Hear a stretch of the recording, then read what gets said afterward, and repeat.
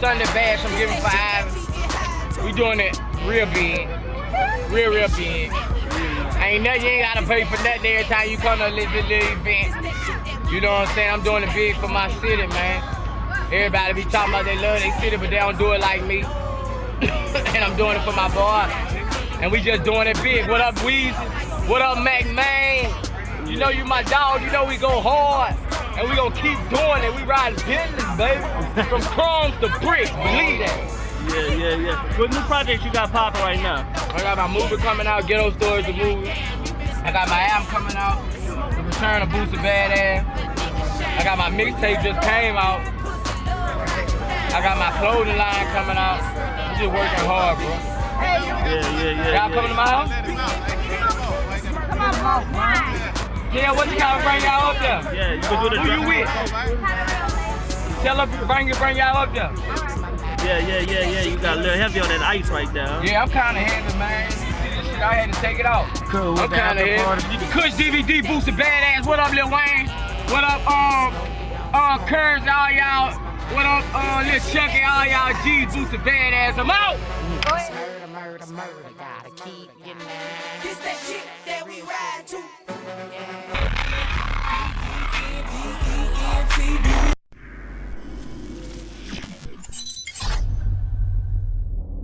You grew up in Baton Rouge. Now you live in Atlanta.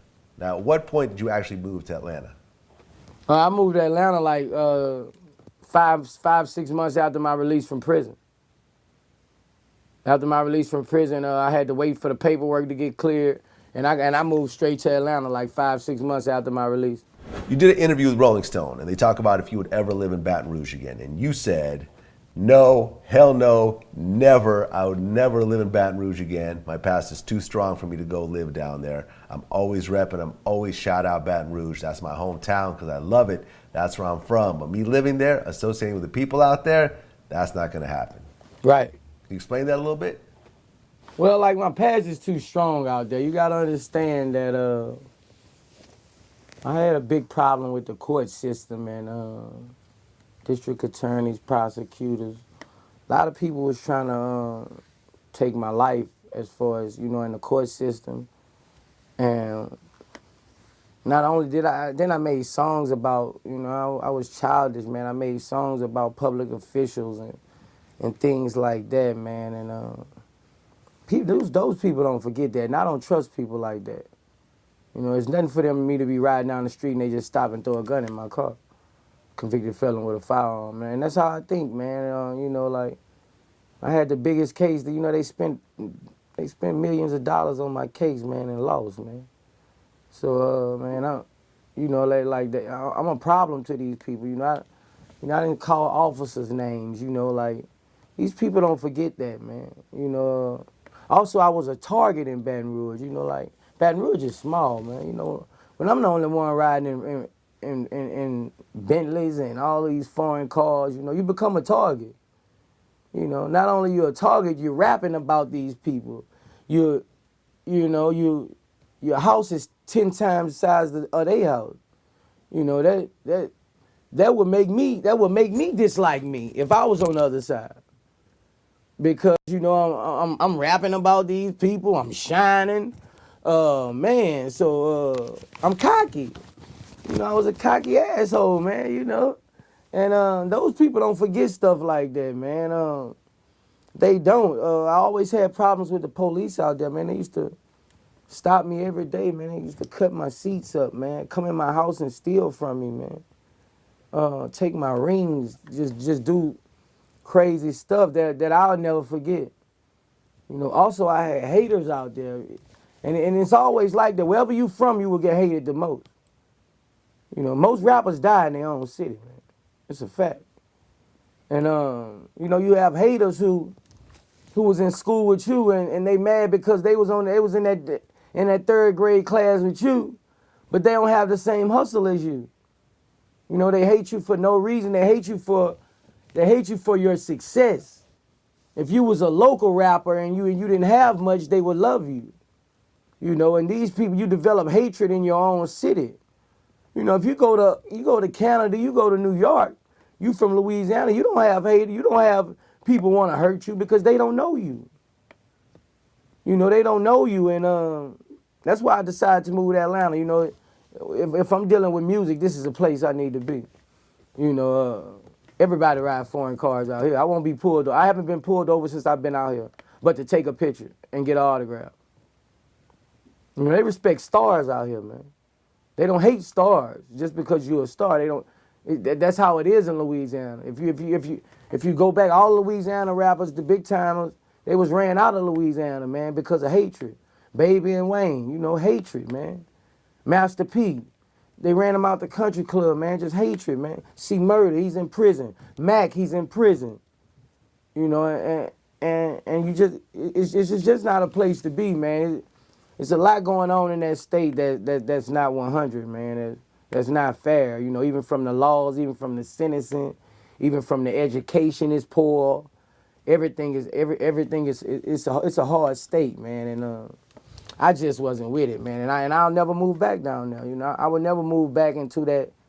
I would be crazy for moving back to Baton Rouge. Like it won't happen. I just go down there if I gotta do a show, get my money, and I'm gone. Okay, that's interesting because you mentioned Baby and Wayne. For a while, they were living in Miami. I know Baby had a spot in LA and so forth, but you were saying they literally got ran out of Louisiana? They wasn't ran out. Let me clear that up. Nobody ran them.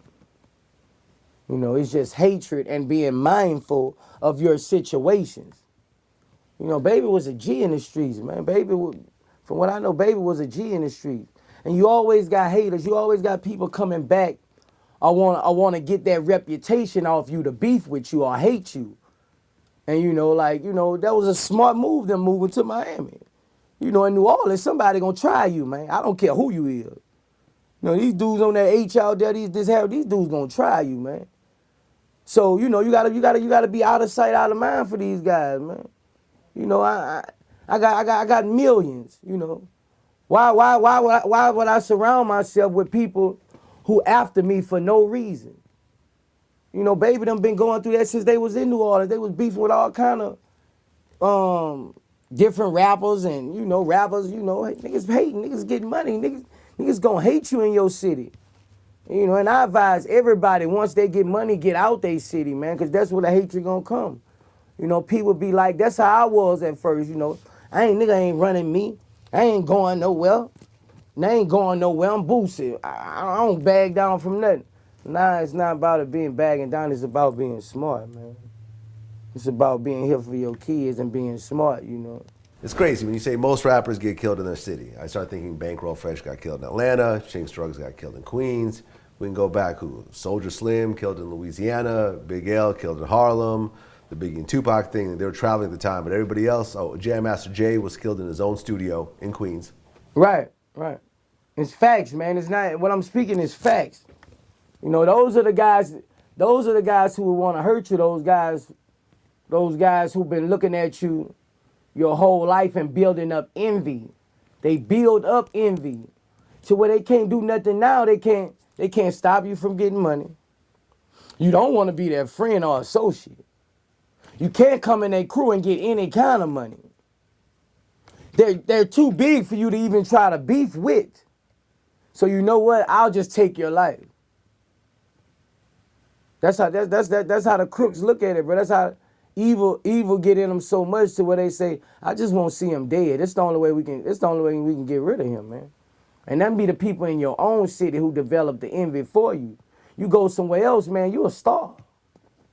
You a star to them. You a celebrity to them. You know, and that's just facts, man. It's just facts. And I'm gonna keep saying it, you know. If I was you, I'd get out the city, man. Yeah, man, it's fucking sad, you know. Have you seen Paid in Full? I just interviewed AZ Faisan. He's the one that played Ace. Yeah. You know, the real guy that was in it. Remember that one scene where they ran up on him and beat him in the face and made him open up the safe and shot him? He told me the story behind that situation. I got shot in the head twice, man, and 5 people was in that situation with me. You know, 3 people died and 3 people lived. I knew exactly who one cat was. Okay. I knew, you know, the cat, Kevin Clark, I knew it was him. The boy, your sister's boyfriend. Yeah, I knew it was him. It's crazy how sometimes other people around you or the people you try to help are the most dangerous people. Have you had a lot of your friends turn against you? Yeah, Man, I've been through all that. I just dropped a song when I was saying I've been through the paid in full stuff. My best friend Bleak, who I'm naming my next tape after, my other friend, we was like this, all three of us. He on a murder charge for Bleak. Just like the paid in full shit, man. I've been through it all with you know, my enemies used to be my boys. You know, in middle school, we was cool. You know, I went through a situation, one of my guys, we was like this, man. But when I started rapping and got more than him, he became jealous of me. You know, he was my big dog, but when I started rapping, he became envious of me, man. And he just changed on me, man. And the rest is history, but that's just how it be, man. It be those guys, man, who develop so much hate because they not you, they want your spot. It's all about the people wanting your spot, man. You know, even with the AZ situation, you know, he did it because he wanted his spot, man. He wanted his spot. He wanted to be the one with the car full of garages and all this stuff. He wanted his spot, you know. 15,000 enough money for you to be straight for special back then. You straight. But nah, he wanted his spot. He wanted his spot. He was once the man. When he came home, he wasn't the man, and that ate him up inside. To make him make a stupid decision. That ate him up inside, bro. He wanted his spot. And that's what it be based on. It be the guys who, you know, once dap you down when you had one song out. But when and they develop envy because they go home, they get out the car with their friend, with their other partner, and he listening to your music. They walk in the house, they girl listening to your music. They go downstairs, the kids doing a dance to your music. Now they are hypnotized with hatred. They didn't go downstairs. They niece ain't even spoke to him when they walk in the house. They just singing Boosie. They niece ain't didn't say, hey, uncle, or nothing. They just singing Boosie. They get back in the car and go to the store with their cousin in the car. They say, oh, that's a car like Boosie. That's a car like Boosie. Okay, they little son get in the car. Dad, I want some change like Boosie. All right, now you hypnotized with hatred. I'm tired of hearing about him. I'm tired of hearing about this guy. I know what I'm going to do. And that's how it starts, man. They get hypnotized. Man. Hypnotized with hatred. Man, I've never heard that term before. That's a hell of a term. Yeah, man, they get hypnotized with hatred, man. And everywhere they go, they talking about this guy, man. And that could just like AZ. Everywhere you go, probably back then they was saying, "Oh man, this guy pushing a woo woo woo. Hey man, you looking for some? Go holler at AZ. They gonna take you straight. Woo woo woo. You get hypnotized by hatred. Then when you see it with your own eyes, and then he, you know, he's so screwed up in the head with hatred right now. He probably looked at it. Oh, he's shitting on me, giving me $15,000. Nah, he doing that out his heart. He doing that out his heart to look out for you. But you looking like, oh, he's shitting on me to give me $15,000. Nah, you hypnotized with hatred, man. You so hypnotized with hatred you can't see the love, man. And that's what happens. They get hypnotized with hatred, man.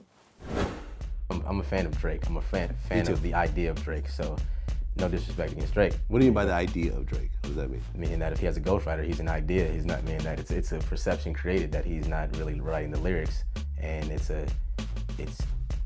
just like here, let's make this in the factory and put it out. I'm just on top of my game right now, Vlad, and I'm just getting blessed. I'm booked 4 or 5 times a week, 60, 75K a show, man.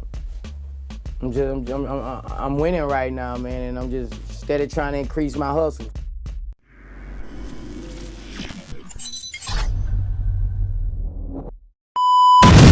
It's GDP and Street Dreams Only. Y'all now watching GDP TV. You dig? workout in, because that's for like my depression, because I be going crazy in the morning. Then after that, if I do eat a meal, it's gonna be like a protein shake or something. But my weakness is bread. I love bread. And then after that, like right before I go on, I do another like workout. I work out twice a day. But then after that, like I'ma eat. I usually only eat like when the sun in the middle, like so to keep up with my circadian rhythm. But because I'm on stage, like an hour and a half, just jumping up and down nonstop, pure energy, I wait and eat like I'm gonna eat when I leave. Get my interviews out the way. You ever ate something and then got tired? Well, once you eat, your body got 3 different phases to go through. It go through ingestion, it go through digestion. You wake up in the morning, your tongue be white, it's cleansing. You're not supposed to eat in the morning. You only eat 1 meal a day. Wow. But anyway, not to cut you off of them, but then my experiences. Nah, but I like that you said that, you know, and for people that don't know. Forgive me, big brother, I just... Nah, I like that you just went into it, and for people that don't know, we on Kevin Gates tour, Yeah, we're in New Orleans right they now. never had been in an experience with me. Right. So I'm just showing them like what I do. Like that's even with this interview, like a person will say, why you on his platform? Because how you do anything is how you do everything. Right. It ain't about if he got a big name or a small name. It's about the energy that I'm helping people, because I never know who I'm helping with an interview by being authentically myself. And I want to tell you this too, Gates, like, you the first artist from Baton Rouge that New Orleans embraced. Like, Tell you a secret? That's real. I can tell you a secret. What's up? I'm really from New Orleans. So you from Cross Canal? Because everybody say you Cross Canal. I'm from New Orleans, but I grew up in Baton Rouge. So what part of New Orleans you from? I'm from now the Ninth Ward, So like Cross across the industrial canal. Yeah, Cross Canal, Lower Ninth Ward. Fat Yeah, Domino's the from. Lower Nine. Yeah, because they be bucking hard. People be like, man, Gates really from Cross. And They ain't got no choice. Oh, bro, yeah. Dang, I mean, it'll be different if we ain't played that when we was children and earned that. We earned that. Right. Like my family, we something kind of serious. We earned it. How you feel too about that? You know, since Katrina, it still didn't really come all the way back. You know, a lot of black homeowners was Cross Canal and Lower Ninth Ward, and it's like even though it's been almost 17 years later, it still look bad in the Lower Ninth Ward. Like, what you feel about how they didn't even come back to like show love to that community? Because it's a black community. You want me to be honest? Yeah. To me, I hate to say this, because as much as I love, well, my grandmother dead now, but as much as I love her and miss her, like, because that's what her house said, like on Alabama Russia Blade, that lot right there, that's my grandmother. Thanks. But it really, with all my cousins, I could see that it helped us. Like us leaving and moving around, it helped us. Because if we would have stayed, it ain't no telling what it would have been, because the only thing in our future was really death or jail. Louisiana got more people incarcerated than anywhere else in the country, like combined as a whole. Right. And like I raise awareness to that, like when you down here in Louisiana, this is a real gladiator school. Right. So for you to be doing anything that's kind of somewhat positive is a stretch, because it's designed for us to just fail. And that take me to my next question too, because I remember on the song, I think you said that your dad was Muslim and your mom was Christian. I always want to know, when you found Islam, was it when you was Joseph in prison? No, or sir. How you became a Muslim? I was against it in prison too, because when I saw, excuse me, on my early bids, I was against it. You Joseph a lot. Yeah, I done been in and out of prison since I was 13, from juvenile detention to adult jail. And prison is the best thing that ever happened to me. I gotta say that. I ain't tripping about that. But my father used to he ain't force it on me, but he was like, go pray, go do this, go do that. So I would go through the motions of it. But my grandmother, my Muslim name is Isa. And she used to call me Isa, and I'm like, he calling me that, what that means? She say, well, that's Jesus. That's his real name.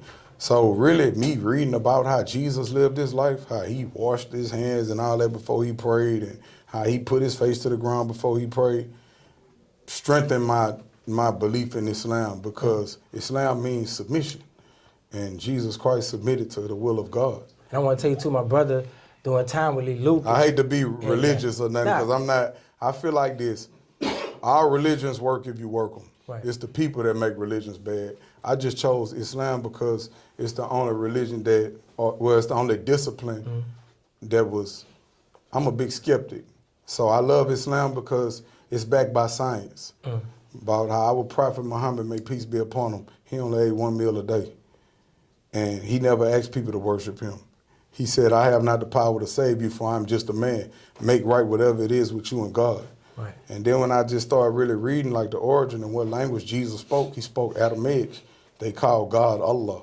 Right. So that just solidified everything for me and was like, you know what, because I was scared to disappoint. You know, when you're a child, you're scared to disappoint your parents. And, you know, we go so hard in the belief system that our parents gave us.